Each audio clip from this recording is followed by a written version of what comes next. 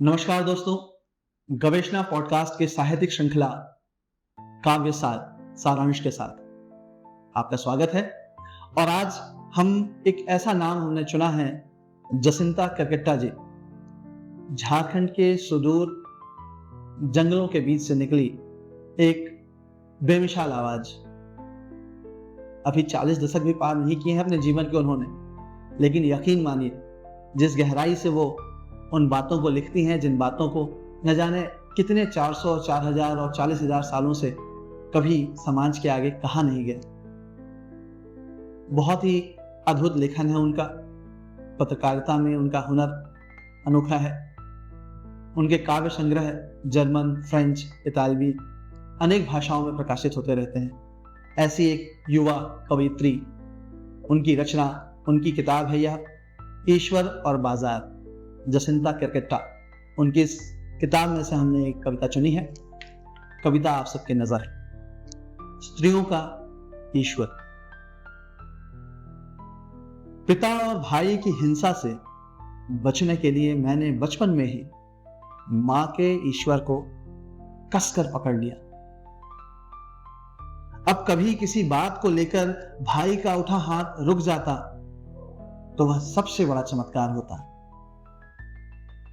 धीरे धीरे हर हिंसा हमारे लिए ईश्वर द्वारा ली जा रही परीक्षा बन गई। धीरे धीरे हर हिंसा हमारे लिए ईश्वर द्वारा ली जा रही परीक्षा बन गई। और दिन के बदलने की उम्मीद, बचे रहने की ताकत मैं ईश्वर के सहारे जीती रही। और मां ईश्वर के भरोसे मार खाती रही। मैं बड़ी होने लगी और मां बूढ़ी होने लगी।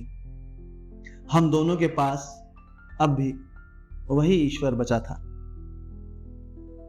मां की मेहनत का हिस्सा अब भी भाई छीन ले जाता और शाम होते ही पिता पीकर उस पर चिल्लाते। वे कभी नहीं बदले, ना मां के दिन कभी सुधरे। फिर मैंने ऐसे ईश्वर को विदा कर दिया और खुद से पूछा, सबके हिस्से का ईश्वर स्त्री के हिस्से में क्यों आ जाता है?